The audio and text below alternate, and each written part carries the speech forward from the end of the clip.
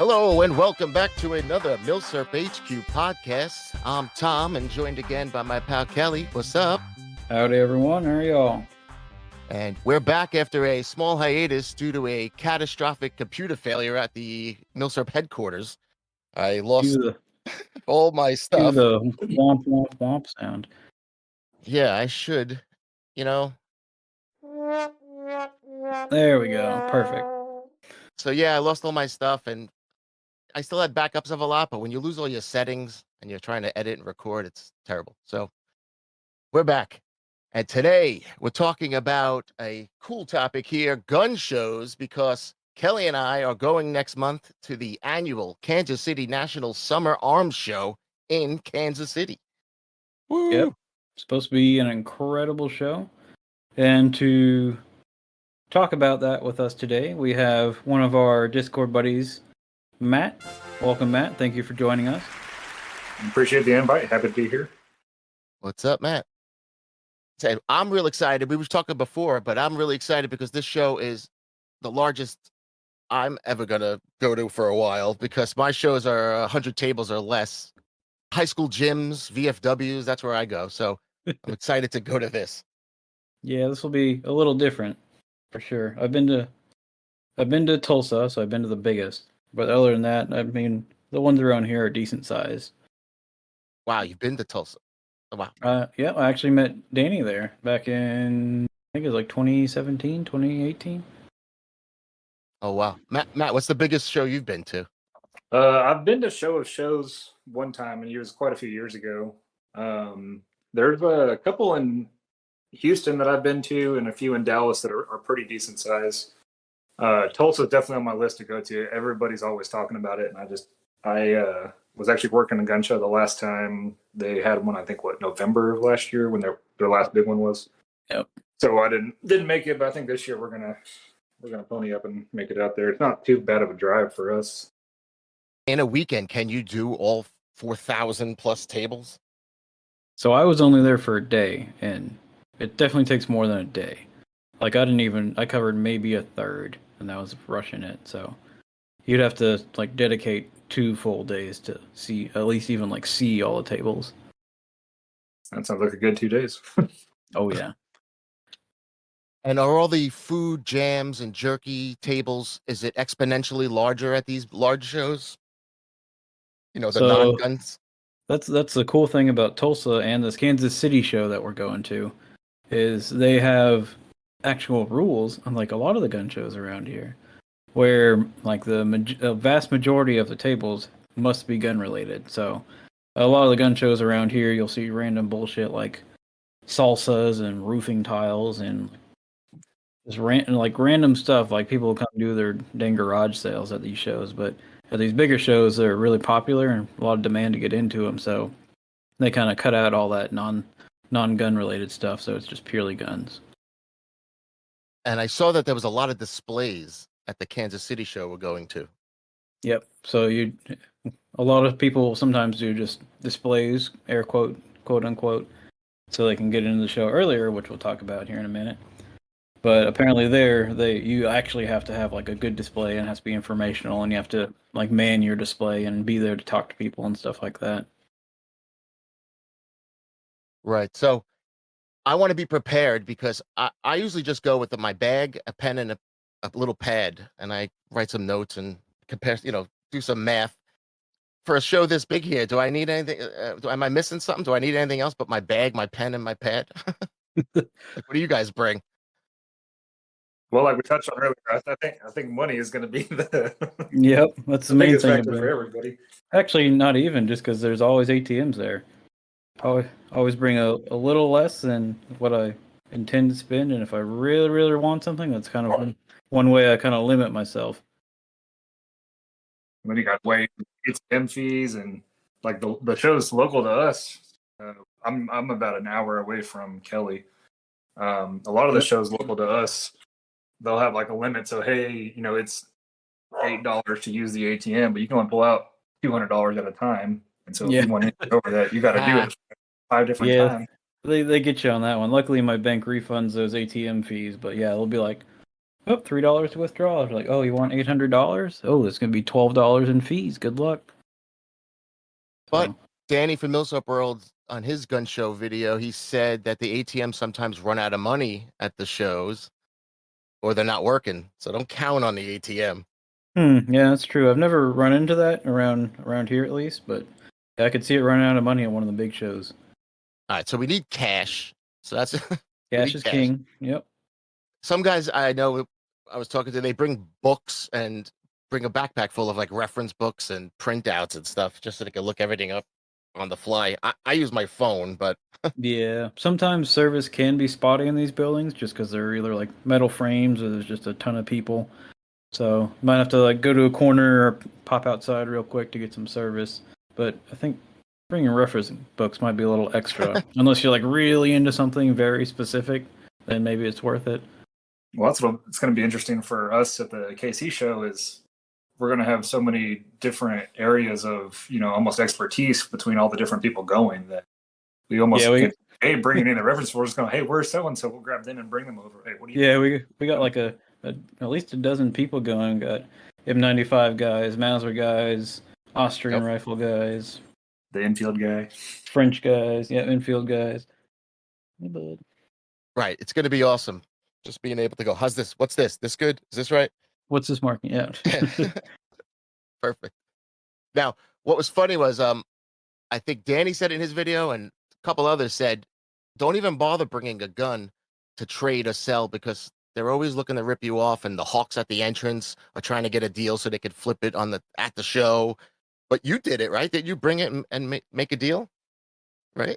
I've brought a few. Like, I mean, whenever I have something I either just, like bought as part of a trade or I'm just not really feeling, I'll take it to a gun show just for shits and gigs. I don't really like selling to the vendors that much. Sorry, Matt, because I mean they're in it to usually to make a buck, so they're just gonna buy it, put it on the table, and slap a price tag for $50 more than they paid for it.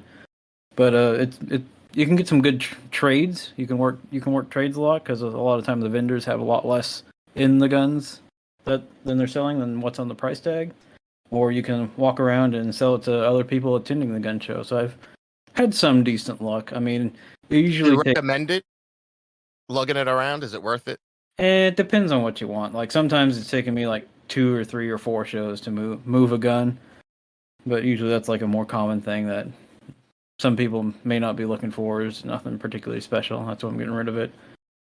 Yeah, Kelly didn't like my offer on his grand at the couple shows ago. Yeah, not quite. But I did buy what was that, the 1935A off of you? Yeah, that was a fair deal. I think we were both happy with that. So yeah, you can definitely find some good deals and But I do tend to pay more off of if I know it's going straight into my collection, which yeah. that would, so I don't have to worry Right. about trying to maintain, margins on anything. Yep. Like the guy walked up a couple shows ago, he's like, I got this old Japanese pistol and pulled out that 94, and he's like, I want $500 for it. All right, sold. Sold. Yep. Yeah. Sometimes you'll get some crazy stuff that walks in.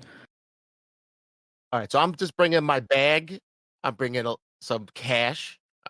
I'm bringing my pad and pen, and that sounds like all I'm bringing. Sometimes if I know I'm bringing a rifle or know I'm going to buy a rifle, like I just got a feeling like, all right, I want something that's more than likely going to be there, or like I saw this thing last time I was at a show, and I know they didn't sell it. I might bring just like a cheap nylon sling that's easy to throw in your pocket, and that way you can throw it on your shoulder and keep walking around the show and not have to carry it. Keep your hands free. It's a good idea. Yeah. I have brought backpacks before to the larger show, and I probably will for the KC show, just because I don't know how limited I'm going to be on buying, firearms and having them, possibly ship them back to Texas. But in terms of picking up, I'll probably be looking for this show to pick up some like militaria and other things that I could probably fit in a backpack. That way I can just hop on a plane with it if it's not prohibited, of course, and fly back with it. Yeah, it's probably not a bad idea. Or one thing I sometimes do is I'll buy like an ammo can first thing at a gun show, and then put all my random small stuff in there. I knew the answer to this question, but I Googled today. Can you bring a bayonet in a carry-on? What do you think? It's like, what if I like wrap it up or something? No, all right. No, maybe probably not. Maybe a training bayonet, but good luck explaining that to them. So pretty much anything I buy, I'm gonna have to ship home. Or you can throw it in a check bag. They're surprisingly lenient with check bags. You can put pretty much anything in there except like a can of gas or whatever. Okay, so that was the prep, and now we mentioned it before, but Fridays at most gun shows, if you don't know, are the vendor setup days most times. And from what I understand, it's like the absolute best time to get a deal. Matt, you must have been on the inside of this a few times. Yeah, it's hit or miss, just kind of like everything else. And it really depends. Sometimes you get plenty of people that go in on Friday and all they do is they set up, they cover their tables, and they're gone. And other times there is kind of like the quintessential like the insider club. All these people hanging out and they're talking and they're kind of just like, oh, hey, I saw that gun. Or what about this? Or, you want to trade this? And so there are quite a few deals that happen in the shows. And for the most part, though, what I've seen is it's definitely more the private sellers than the actual licensed dealers, because most of we run into this a lot down here with our shows. Is a lot of people are like, oh, you got your paperwork? No, I don't want to do that. Right? Oh, your FFL? We don't want to do any of that. We don't want the government to know our info. All that type of stuff. So there's a lot more of that trading between private parties than we see on the dealer side. But like this last show I went, and this guy came up and he's bought a gun or two for me before, and he's like, hey, I need a Moss 36. He's like, hey, I got one right here. He's like, oh, cool. The only thing I need left is a Carcano. And I was like, hey, I have one of those here too. He's like, well, I'll take both. Set them aside and I'll pick them up, Sunday at the end of the show. I was like, all right, cool. Wow. Nice. What a sale. You still recommend people try to get in on Friday, because some of the places let you, like we're getting in, but there's some of the other big shows. I think it was it the Tulsa show? A show of shows has like $100 where you can get in on the Friday, 100 extra or whatever. Some of the bigger ones, they kind of actually like start on Friday because it'll be like, oh, members only can come in Friday. Like all the vendors set up like Friday at like noon to 2 or 3 or something like that. Then okay, the members only show starts from like goes to like 5 to 8 or something like that. So they'll have like a members only show before the real show that starts on Saturday. That's cool. The thing Friday is really good for is if you find something that, and this is where our area comes in with the mill surf, if you find something that like a boomer has and they don't know what it is, and you can grab it before everybody's going to see it, that's where you can really strike. Yeah. And hit home with some good deals, because otherwise Sunday, man, is the day to make deals, especially towards the end of the show, because these dealers are like, hey, they don't want to pack it up, they don't want to move it again. If they've had a rough weekend, they're willing to make any sales. So whatever's left over on Sunday, I feel like for the most part you have more negotiation in whatever it is. Yeah, because I always try and go Saturday morning, and of course I always leave late and get there at like 10 or 11, and all the initial good deals are all snapped up. But yeah, I've never really tried the like end of the day Sunday thing. Those are the 2 hours I was going to say is what I tried out, and my best deal happened at the end of the day, end of like Sunday, 4:00. The guy's packing up his stuff, and he's looking at everything he has to lug, and I purchased like 7 things off the guy's table, just like he's like, all right, take it, go ahead, get every deal I offered. He said, yep, go ahead. So Nice. I stand by that late thing. People don't want to, especially the old guys, they don't want to keep lugging that shit back to their car. Man, I should get a later flight out apparently. But if you're gonna get there and you're not getting in on Friday, try to get in on a Friday, even if you have to do a like we said before, a display table, or like Gun Guys got in with a couple of things, 4 or 5 things on the table, and he was in on Friday for Yeah, and $60 or whatever. I know Chills did that too. He has his Japanese display, and he's gotten a few deals here and there. Right, but if you can't get in on Friday, I say get the hell there first thing on Saturday. You have to. Don't show up at Saturday at 2. Because just like what Matt said before, the guy that doesn't know what he has, that's going at 9:00 on Saturday. Yep. The early bird gets the milsurp.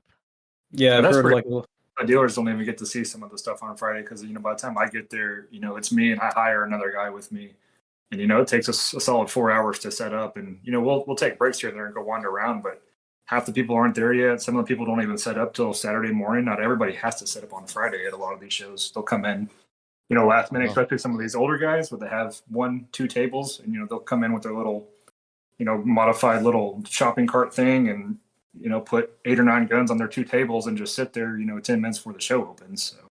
So. Not their first rodeo. Yeah. I've heard a lot of the vendors, if they have 2 guys, like Saturday morning, like one will man the table and they'll send the other one to run around and snap up all the good deals that they can, bring them back to the table and slap a price tag on them. Yep. It's been known to happen. I've been guilty of that myself for a few things. Yep. But hey, man, I have the privilege of being on both ends of the table, and I like being able to get these milsurps and find them and be, predominantly milsurp focused for my stuff.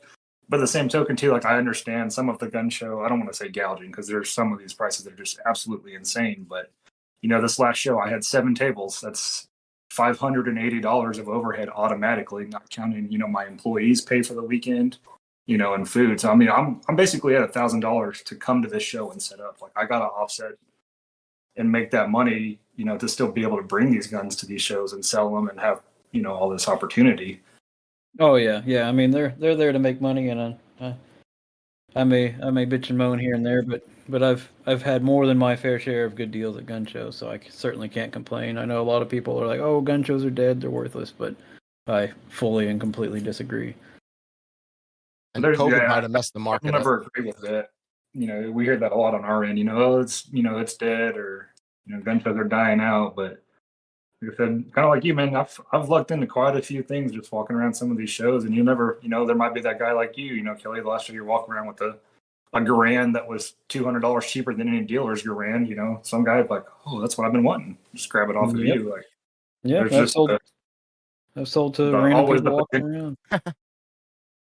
Danny, I was listening to his thing, like I said, from Millsap World, and he had a style for attacking the tables. He goes to the back and then goes around. Do you guys have any specific way you go through? He just does a pass through first and makes mental notes. I go pass through, I write it down, but same deal. Do you go around first, or do you just go through whatever you see, you pick up, you buy, you keep going? I definitely do. I do like a quick scan. Like I'll do that one kind of quick walk through the whole thing. And it's easy with not being interested or not looking at any modern arms tables because there's plenty of dealers, at most of the shows down here. That's all they have is, brand new handguns. Like, all right, well, I already have what I want modern, or I can order it as an FFL myself. So I just bypass that. Like, oh, hey, look, there's rust, there's junk over here. Let me go stop and look at that and see what's floating around in that pile. And then I'll come back to those if I see something that I really like, and then I'll start like analyzing it in depth and looking at it, make sure that, all right, is this really what I want, or did I see something else somewhere in the show? Yeah, that's pretty much the same thing I do. I always take a right and go all the way to the back corner, and then start on that row, and then I just go row to row, walking through, skip the tables with either non-gun stuff or just a bunch of pistols, a bunch of ARs, whatever. And then if there's anything I'm like really interested in, I'll pick it up and take a look. But I try and just make a mental note. If there's any screaming deals, obviously you got to stop and buy that. You can't let that go because it'll be gone. There's been 3 or 4 times that I walked past and I couldn't stop thinking about it. I was like, wait, that's a really great deal. Oh my God. And went back and it was gone. Yep. So you can't, if it's a really great deal, you have to stop. But I like going through like fast and looking through and go, all right, this guy's shit. All right, there's a couple of Millsap tables here. That looks good. Making notes. And if I see something real good, I'll put a little note in my little pad, like, M1G or something.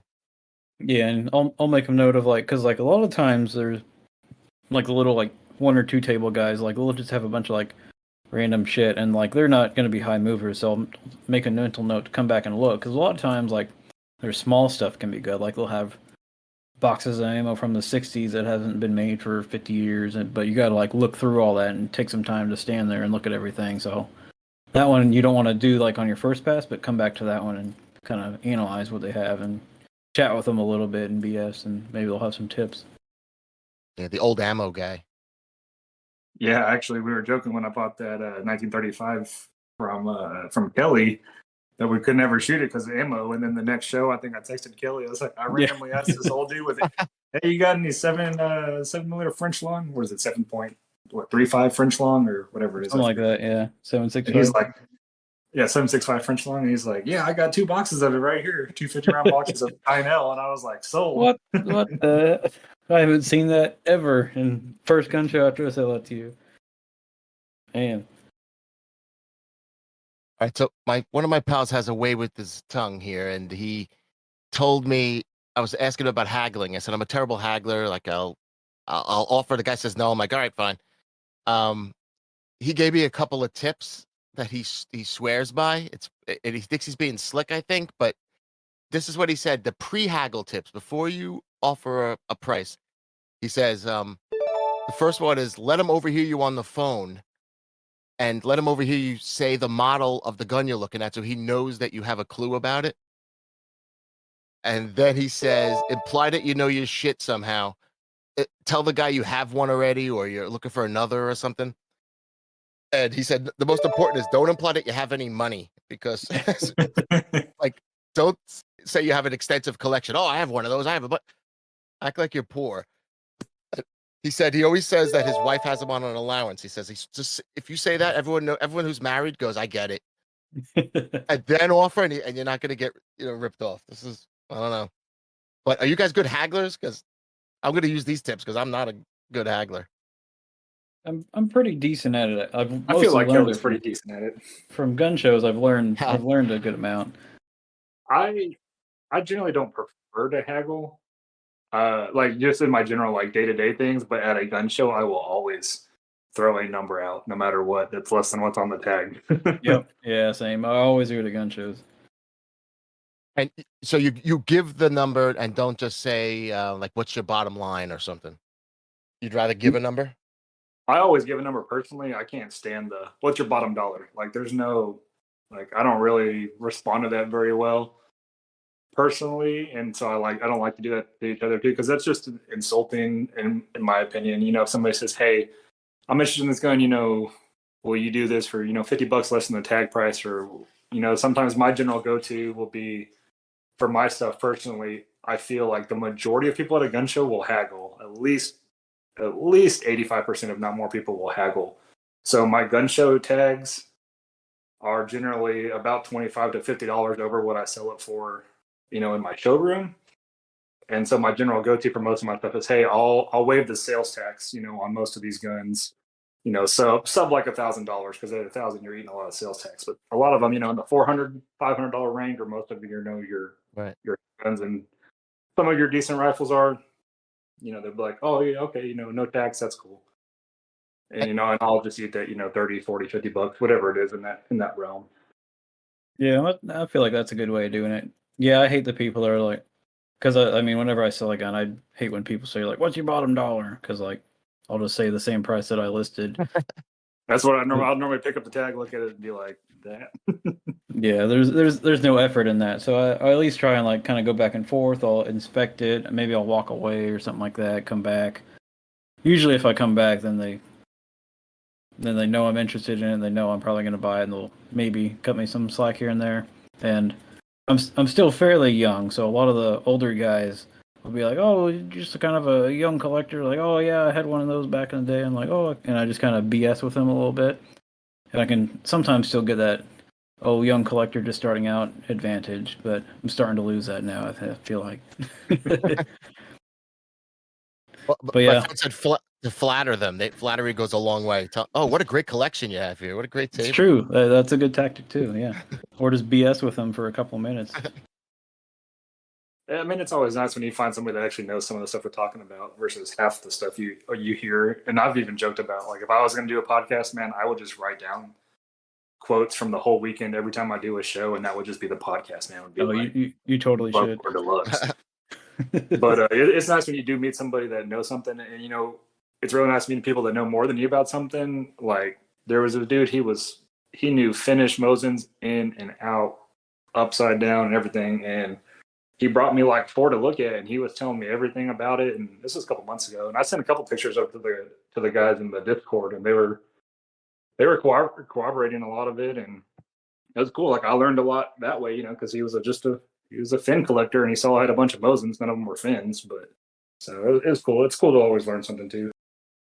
Yep. Yeah. Some of the guys know their shit. Other it's total FUD lore. Yeah. And I would say that if the guy says no to your bid, you don't beg, or it's got to be annoying if someone says, "Come on, please," and tries to instead of just countering again. Yeah. There's tasteless. no sympathy on at least my end for that. It's like, oh come on, like no, you got it. Like no, I don't, man. Like this is what I gave you as my fair, counter offer to yours, and if you don't want that, then it's just not meant to be today. Yep. Yeah. None of that for me either. If I try and, because I always try and haggle, I hardly ever pay the price tag. But if they're like, oh, it's this much, I'll be like, All right, I'm gonna get both I'll, of you guys to do it for I'll, me. I'll Kansas think City. on it. Yeah, you can watch us. Now it has been something that I don't really like. I don't have to have it, and if I'm still there, I made my offer. We didn't make a deal. I might come back, a couple hours later if it's a close show, or even maybe the next day, and if it's still there, be like, hey man, it's still there. Like I'll still stand by my offer of X amount. Yeah, I guess you do have that advantage because if I come back within 30 minutes and they usually know I'm pretty interested, so That's yeah. not going to cut me any slack. Now, Matt, you're flipping some of these guns sometimes. So, do you still have a budget overall? Like, are you going to KC saying, "All right, I'm not going to spend more than this"? Like, should I be budgeting myself totally? I don't know if I'm the right person to ask. Yeah, I don't know if either of us are. How come everyone else says, "Yeah, you should spend this much"? You guys have seen some of my collection, and I don't do well with impulse control, especially my employees always joke. I have two different guys that I hire for my shows, and they always joke that people pay me cash at the gun shows, versus I do take credit cards, and they're like they prefer people to pay a credit card because if they pay me cash, they'll look back and I'm gone. They're like, "Where'd you go?" And I have the the wad of cash that I just bought something. I'm like coming back with a gun, like, "Hey, look what I bought for me." Hence that like M95 Longboy that I picked up the other day. He was like, "What are you gonna sell that for?" I'm like, "Oh, that's not for sale." And he's like, "What? Where did you get the cash?" And I was like, "Oh, that guy just paid in cash, so I took that and bought it." Well, that didn't last long. Yeah, it's bad. Yep. Yeah. No, I mean a budget's always good to adhere to it if you can. Like I need to be better about that. But I'm planning on hopefully being able to bring a pretty good little chunk of change. But I'm able to kind of cheat a little bit, and some of that is business related to where I can maybe pick up some stuff for the business. But this is definitely more of a personal outing for us, or for me, I should say. Well, to my wife, I tried. I asked about the budget, and they pretty much said, "Don't budget." So sorry. Yeah, I don't know if I ever really budget. I have like specific things I'm looking for. I'm like, all right, if I can find something for this amount, like I can't say no to that, so I'll pick it up. I mean, obviously I know when I'm like broke or not, but it's just if the deal's too good to pass up, then I'm not going to pass it up. Yeah, younger me, I'm married with a kid now and running the business, and I didn't lose. I quit my former job to do the gun business full time, and it's not as consistent with the money. But young me would be like, man, if I can eat ramen for the next 2 weeks, I can probably get this gun today, and it'll be fine. I love some ramen, but Nothing wrong it's with not ramen. too much of an option anymore. So you have to be wary on what the wife is going to say. Yeah, just depends what your finances look like and what you're looking for. If you're just walking in the show to spend money, then you're going to end up spending money. And from what I hear, there's so much milsurp at this show. Most of my shows are between the pistol table, the medals, the food, the Winchester guy. There's only like 12 milsurp tables. Wow, So I can't 12? spend too much. Yeah, usually at the shows I go to, if there's more than like 2 milsurp tables, I call it a good show. Well, most of them are overpriced, Or Enfields sporterized. yeah. That are still Crack. overpriced, but yeah. Right, like last show, I don't think there was one gun that wasn't 20% over. Everything was so high. Since COVID, I think people panicked and maybe they lost a lot of their revenue or something, so they're trying to make up for it. I don't know. I mean, there is consistently, everybody talks about gun show prices are ridiculous. And, even when I go walk around, Friday and Saturday and Sunday, most of the time I'm like, Jesus, there's no way, like, who would pay that? Yeah. Some of Right. the private sellers and some of them have been, other, firearms dealers. And I'm like, I know what you paid for this. Like, this is just insane. Like, how are you moving anything at these shows? Yeah, I don't get people like that. Like, you come here to like make some money, and I guess if they sell like one goddamn thing, then they've paid for their show. But like, I've seen them with the same rifle for months and months and months, and the price tag hasn't changed. Like, what are you doing, dude? Like, clearly, you overpriced this. Like, get a clue. Yeah, I've seen that too. Same guy. They don't care about luggage. That guy, you don't go on Sunday night because he doesn't care. He'll lug it every show. They want what they want, and I guess someone eventually pays it, so that's why they keep doing it. I guess I don't know. It's we've run into also, a lot of, at least around here. I don't know how good, of course the KC show is going to be with it, but I've been told before, like we've gotten into some disagreements with other vendors, because it's mostly like boomer FUD types, and they're like, oh, you're too busy, like there's too many people around our booth, like I don't like all this, like we're just here to hang out and maybe sell a gun, but we're here to just hang out with our friends and have fun. I'm like, I'm here to make money and find cool shit. That's weird. Yeah, I've seen a couple tables like that where it's just like a standard ass like 1903. It's like $3,000, and they're just there all bullshitting in a circle. And like, yeah, they didn't come here to sell a gun. They told their wife that they're like, well, I'll try and sell it. I'll go to the gun show, and then slap a ridiculous price tag on it. Yeah, it's their little social club, and for the most part, and around here, you can see the same probably 10 or 15 dealers, within probably 100 miles at these various shows. It's all these old guys do for a lot of it. They just travel the weekends and go do this for their hobby and to have their little social outing. Excuse me. So when you guys do research on the fly, are you, besides if you guys haven't joined the Milsurp World Discord, do it because there's a lot of good people there for the info. I asked them, but besides that, do you just do? I mean, as for gun broker completed, I mean, what else do you look at for the prices while you're at the show? As much as I hate to use it, sometimes gunbroker completed sales with bids is always generally my first go-to, just to be like, this is a really rough market value if it's something that I'm not super familiar with the market value on. And I have told people before, like, look, if this is something that, and I tend to be trying to be super honest with people, and I'll be like, look at the bids, that I'm seeing. This is what they've sold for, at least on my end, and be like, worst comes to worst, if I pick up this gun and this is what I'm going to sell it at, I got to pay the fees on top of this, and all that other stuff and ship it, or vice versa. Be like, okay, well, here's this price, and I know that if I can get it for a little bit cheaper, then it's going to be, shipping and, for most people buying on gunbroker sales tax and then a transfer fee and all that, that definitely adds up for them too. Yeah, if it's something I'm like looking for, I'll know the price going in that I want to pay. But if it's something like, oh, I've never really thought about that, and that might be a good deal. Yeah, gunbroker is always a good resource because I know that's the exact same thing that a lot of the vendors do. Is they're just like, oh, what does it sell for on gunbroker, and then just slap $200 on top of it. But or I'll just like you can kind of research some forums and stuff as long as they're mostly recent, like Gunboards is a resource, or well, RIP to the Reddit Milsurp sub. But I wish there was more resources for quick lookups. Sometimes yeah. gunbrokers lag, like you said. Sometimes the Wi-Fi is shitty, and I'm standing in the corner. Some of us have been lifetime banned from Gunboards, and I've never even been able to successfully log into the site anyway, so I don't know what I'm lifetime banned for. Yep. You're not missing much. Yeah, that's part of the forum, just because the forums can be so outdated, and you're reading through all this stuff, and you see it's like 8 years ago. You're like, well, shit. Yeah. Like, oh wow, these are only 300, circa 2009. You're like, ah, shit. I mean, lately it's been one of my go-tos. I'll post some pictures of some stuff like, hey, this guy is asking this. Here's some pictures of it. What do you guys think? And then one of the random, experts from whatever area will chime in real quick and be like, oh yeah, no, that's a good price, or no, that's. It's very rare that there's no answer.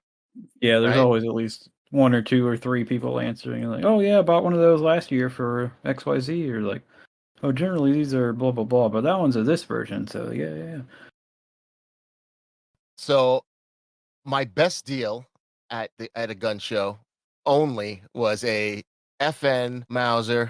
It was with New York Gun Guys, Taylor, and it was $200. As soon as I walked in, first table, sitting there, I said, how much?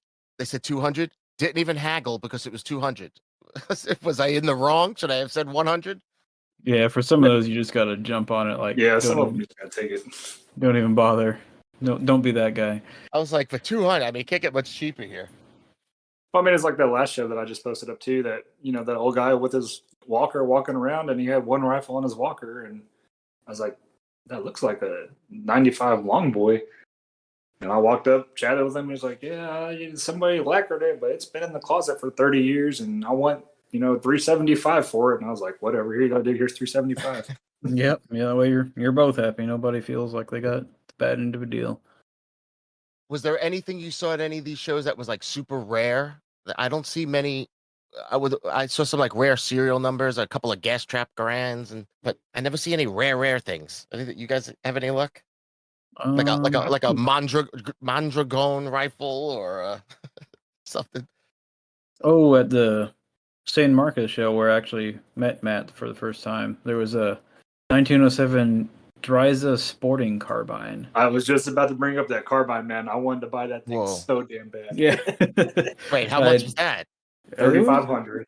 Yeah, it wasn't too bad because I mean I hadn't even heard of them. Like I had never seen one either, but it's kind of the same thing. Like just do my quick scan, run around, and I saw that and stopped me in my tracks, and I was like, "This thing is ugly and weird AF. I have to have it." Yeah, that thing was cool. So that's one of the. I'd say frequently, there's something. It just depends what market you're in to say, what's rare or not. Especially in the modern side of things, like I've seen a lot of very high end AK builds. This guy at this last show walking around and he's wanting $6,000 for his RPK because it's an Arsenal RPK, yada yada yada, stuff like that. And they are pretty uncommon when you get into that high end of stuff. And then in terms of like old rare military stuff, not terribly much on the surplus side of things. Yeah, there's a lot of like 9130s and Carcanos, and I just a lot of old Winchester rifles around here. Yeah, I forget what it was. I wish I had taken a picture. Somewhere I had seen like some. I think it was up in Dallas when I lived up there. I saw some. It was a trials rifle. I forget what country or like what rifle it was, but it wasn't one that was adopted. So it was like one of like probably like 50 ever made, and of course it was like $5,000. So I couldn't even like use on it to afford it. But it was I've seen a trials rifle. That's probably the rarest thing I've ever seen. It was some European country, but that doesn't narrow it down really. What about the weirdest thing, like the strangest freaking thing that you've seen there? Or was there not? It's got to be something strange. At least a strange looking guy. Or well, whatever. Like there was a table at one show here. It was a woman selling her daughter's art of hunting stuff, and it was like blood and hunting animals are all bloody. The kid was 7. Jesus, that's just sitting there. It's like, what the hell? There's a lot of junk at most of the shows local to us around me and Kelly, though. That's for sure. There's no screening for if you're willing to pay the table fee, then they'll let you in, man. There's massagers, Chinese junk. There's engraving. There's trinkets. There's of course sausages and beef jerky and all that, like the typical gun show nonsense. There's always some jewelry peddlers trying to catch whatever women are running around. Always a taser guy. Oh, I hate those. Goddamn. There's fucking like roof shingles and like improved solar companies lately have been setting fucking solar panels. Like, nope, I rent. Go away. We have a lot of barbed wire covered bats. Oh yeah, there's always that guy the zombie table. Like, dude, zombies aren't a thing since like 2012. Chinese stars and stuff. I think the weirdest gun I've seen, you probably saw it too at some point, Matt. It's an SMLE that was very shoddily converted to 22 and like had the stock cut down and had like a rear peep sight that was like made out of like welded washers or some shit and like metal to like bring it up over the receiver. Yeah, I think I remember because I was really it hurt my heart being the infield guy, and I think it was a BSA 22 or some type of just monstrosity that they converted to 22. And it was horrifying. That's one of the. I've seen a lot of weird things. For weird people, I've seen a guy that like clearly was off his rocker and escaped the like senior folks home he lived at or something like that. And he's wearing like big fluffy bear like shoes or what was the term, like loafers that you wear around the house, and like sweatpants that he may or may not have peed in, and like a robe. And like, where the hell? How did he get here? Because no way he fucking drove here. And he was like, got to be like 90 years old, and he smelled weird and was talking nonsense. There are a lot of weird people at the gun shows. Like, there's constant. Me and my guys are like lock eyes and be like, "Whoa, do you see that?" I heard one guy say he was in Vietnam, and in his previous life he was in World War II. Okay, that's a good one. And it's dead serious though. And there's the guys that like reek of weed, and they're walking past the ATF table. Yeah. And the whole everybody's a sniper or special forces, at some point in there. My uncle was a Navy SEAL, and he carried one of these, and it's like a Ruger revolver or something like that. Is there anything you guys are looking for specifically in KC? Because we'll do a podcast on the return to wrap up how it was, and if we were maybe successful. Is there anything you're looking for? We can set the suspense. Like, I'm looking for an 1895 Chilean short rifle rear sight. Very specific. Yeah, that one you're gonna have to dig through some parts bins for. Yeah. And I need another for my 1903, another bayonet. Yeah, you'll find that. I don't want to spend $250 like everyone's. So. Yeah, for me, there's a few rifles there still, or a few guns that are like at the top of my list right now, like an Italian 1889 Bodeo revolver. I want to pay under 500, so like that's where the cutoff is. Or a Greek Mannlicher Schonauer 1903. I want to pay like under a fucking 1,000 because those things are ridiculous.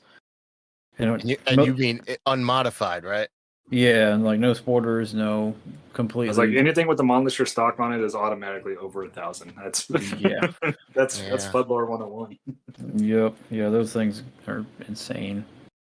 And then if I could find a Luger for under like 12, that'd be pretty sick. But I doubt that because everyone wants a Luger. Everyone wants a Luger, and they all know what they look like, so they're like immediately bought up.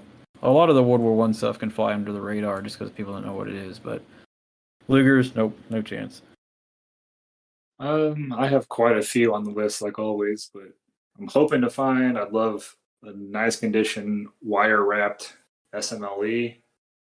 Preferably with the grenade cup with it, because it's one of the few that I've never found one worthy enough for my collection. Because I'm picky condition. That's a good one to look for because you could see that like a mile away. Yeah, and some people just price them as regular infield, so that could be a good gun show find. I would love to find a Frommer stop. Is still pretty high on my list. Oh, those are cool. I was bidding on it was a lock, stock, and barrel auction the other day, and of course it went way above what I was willing to pay because their stuff goes crazy. But it was the Walther Sport Model 2, the early 1900s. It's a bolt action and semi-auto. You can do either one, 22, just something weird and cool. That's cool. I'd love to find an actual Fiat. Oh, Fiat, yeah. I've been on a few in the last year or so, and they've all gone over like north of 2,500 to 3K, and I can't spend that much for a gun. I can't legally or actually physically shoot. But I'm willing to pay a little bit if I can find a good condition Fiat somewhere just to have for my British collection. Yep. I could do with a nice infield trainer of some sort too, but and most of the times they're pretty high in prices pretty quick. That's a good list. Yeah, those are nice. Those infield trainers. I was playing at some show, and they get expensive. True, over 1,000. Yeah, minimum 800 to even like look at one.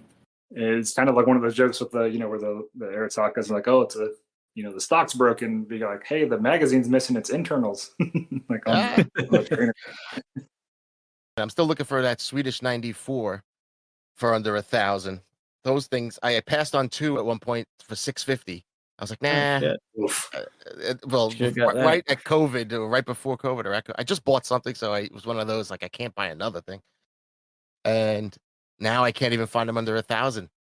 Yeah, I think the last one I saw was about 650, and it was at a show pretty close. And this was probably about a year ago. And I remember like I walked back like I'm gonna go get it. It's gone. I also saw one around here for 650, but it was like completely mismatched, and like the stock looked like it was like a reproduction. So I'm like, I know I could find a better one. I always want a 1903 Turk. That shouldn't be So you can find that pretty easily. So that's something I could find. And then a standard model Mauser with the banner. Nice, beautiful Mauser banner. Yeah, I I have guess no whatever. Mauser banner rifles. Anything you get, you're gonna have to really want because you'll have to get it transferred and everything. I wouldn't mind a nice broom handle in some capacity too. I don't have any of those yet. Yeah, I haven't done enough research on those because there's so many little intricacies to them. Are those the ones the number 9 grip ones too? The Red Yeah, 9, the yeah. red Red nines, nines. Yeah, there's a variant of whole them. world. I don't know. I've had decent luck with like more obscure things at gun shows, like World War One, like 32 pistols. You can usually find a decent deal on because nobody really thinks anything of them. They're like, oh, it's just some old 32 pistol, like especially the boomers or like the revolvers. They're like, oh, it's some French revolver. I don't really care about it.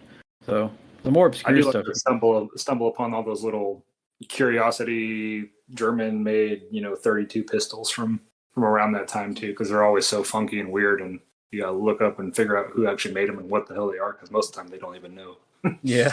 And does a lot of the vintage ammo cross your path, Matt? Not too much of it. Yeah, I think very rarely have I. I mean, there's the couple of vendors that have some pretty unique and old ammo, but in terms of like walking through the door, like what is this? I very rarely have encountered that. Yeah, there's always at least a table or two that has a bunch of like old weird ammo, like one milsurp and like one kind of like Western stuff, like 32, 23 or whatever random BS they had back then.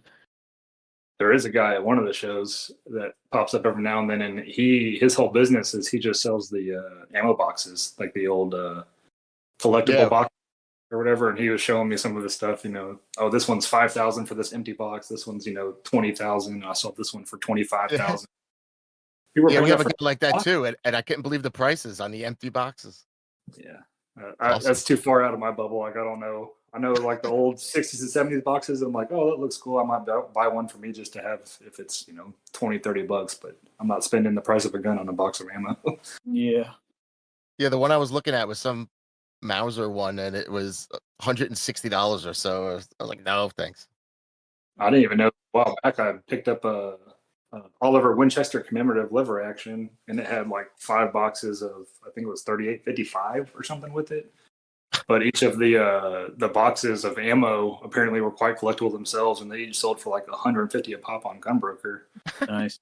And I was like, oh, I didn't even count the ammo into my valuation for it just because I didn't know about it. And I was like, well, that was cool. I mean, that's a whole world. Jeez. Yeah. There's so many little sub niches within the gun collecting world. Ammo box guy. Jeez. All right, so hey, let's wrap up here a little bit. We went over what to bring because we're bringing a bag and money. That's the 2 things you should probably bring. Is that correct? And a sling if you plan on buying a Oh. rifle. Maybe a couple little bags. So if you buy a bunch of little things, you can keep yourself organized. I don't like when my bag just has old metals and ammo jostling around in the bottom. Yeah. If you're gonna do your research on the fly, get some friends in Discord or use your gun broker completed. Go to the completed tab, advanced, whatever. There's some Get the some prices. forums and make sure it's from this decade at least. Right? You don't really have to budget, but you might want to if you want to stay married.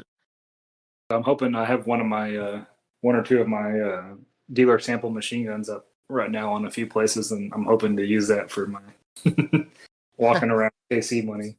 Yep. That'd be awesome. We talked about attacking the show, going around. Kelly, you like Danny, you like to go to the back and work your way around. Matt, what'd you say? You go to the back too, or you just go in and just keep walking? I tend to be a little OCD with it. I basically go in and I make whatever the first corner I can is, and then I do it very like linear and just kind of go through the whole show that way. And like I said, that's my quick go around, and then I'll go back to like the ones I mentally highlighted. Like, okay, I need to go look at this table more in depth and dig through it. Yeah, there's just gonna be a mob of us at the KC show. Yeah. And I have trouble leaving sometimes. Like I'm like, all right, I did it. I went around twice, 3 times, whatever. I'm like, all right, let me go one more time. Let me just do one more time. Like anything I missed? Maybe I missed something. Did I go back and look at this? Oh, let me go check. And it's like I said, the 3 or 4 times where I went, I'm going to go back and get that specific rifle. It was gone, and the spot is just empty. Sad. We talked about how to haggle. Never accept the price tag price. You heard it here. Matt prices up, knowing that everybody haggles. Don't be afraid. Just a little bit. Don't be a dick. Yeah, like is it insulting when it's a too low of a price? You know, you have it marked for 15 and you go 200. Yeah. So, And that's pretty common with, like I said, like that's more of what happens on Friday. And at least for me personally, you know, I'm pulling out guns, setting them on a table, you know, getting stuff set up. And there's one that stands out to me it happens a lot, but this one dude, and he's in his little motorized wheelchair, and he comes just running over all my gun cases. And it's been like 3 shows. It's been the same it's a Winchester semi-auto. I forget what model it is off the top of my head. It's an old like 60s semi-auto Winchester 22. And I think I have like 375 on it. They're selling for like 400 on Gunbroker. It's got a little vintage scope on it. And every day the dude's like, I'll give you 150 bucks for it. I'm like, no, dude. And I'll come back the next day, 150.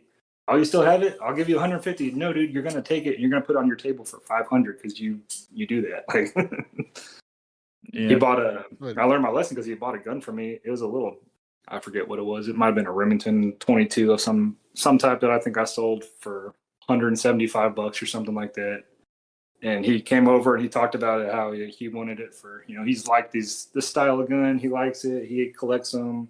Did the 4473, you know, the background check, and said the gun was for him and all that. And what do I see when I'm walking around, you know, a couple hours later? It's on his table for 350. Jeez. Oh well. Yeah, I mean, I made my money on it, and you know, if he wants to do whatever he wants to do with it, at that point, it's his. So. Right, and I guess that's like, cause I hear that happens all the time. I guess in that community, you're not supposed to frown upon that. Like like you just said, you made your money, so let them make theirs. I don't ever take offense at it. I just know that like some of these guys play with fire because that's all they do is travel at gun shows and sell at gun shows, and they buy and sell for their livelihood, and that's getting into, you can get yourself in some legal trouble with that. Right. And so like there's some of the dealers like I won't sell guns to because I know you're going to lie on the background check because it's not for you. You're going to resell it, and you know I really don't. I wish we didn't have to do the regulation side of it, but I'm not going to lose my license and livelihood for you, type of thing. Right. I, for one, do not fuck with the law. All right. We also talked about Friday deals, and if you could get in on Friday when the vendors are setting up and all that, that you might be able to get something special. But if you can't get in on Friday, get there early. Definitely. I only went to one show later, and I heard about all the deals. I missed that that morning, but a friend could have been lying. But yeah, make me feel bad. But and the other thing was, look for the guys packing up at the end of the show. I heard it more than once. These guys don't want to carry their shit home. That's a Maybe real we can thing. make a deal. And I don't know if we got much into package deals. I like to do that too. I like to look for a few items on the table and do a little. How much is this? 50. All right, I'll take these 3 for 75. Sometimes the people get overwhelmed by the math and just say yes.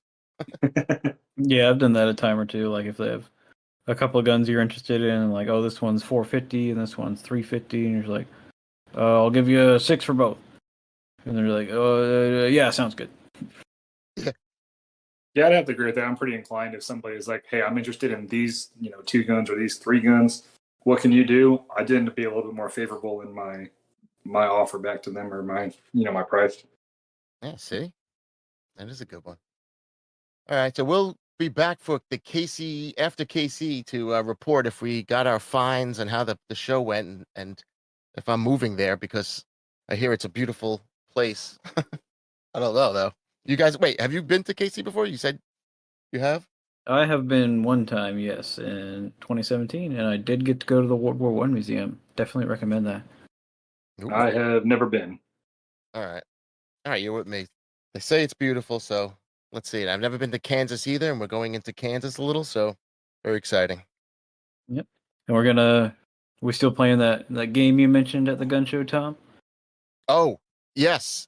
We're going to choose a price, either 25 or $50, and we'll see who wants to be in. And you have to pick the coolest item, and we're going to have the Discord judge And cool is up for debate, but you know it when you see it.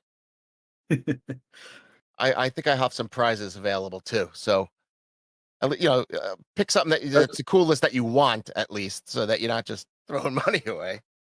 But at a show like this, there should be something cool. Between your prizes, I think Danny said he had some, and the business is gonna. I have a few things that I was thinking about doing. I'm gonna bring up at least a little something for everybody. So it should be a pretty good time for everybody that wants to come out. Be a good like-minded meetup. Yeah, we're gonna do a live trivia event, and that's what Danny's got the prizes. So, if you guys want a part of all this, you could join the Millsop World Discord at the go to this Millsop World's Patreon and hop in. It'll be a good time. And I will get this out before the show so people can hop in and go. All right, Matt. Thanks for joining us, dude. Appreciate it. Thanks for having me. Appreciate it. And Kelly, I will see you at the show. Yep. Finally meet in person. Yeah. You can hear that New York accent. I guess you can hear our Texas drawl. You'll see that I'm faking it the whole time. All right, everyone. Thank you. We'll catch you next time. Have a good one. Good night, guys. Leave it.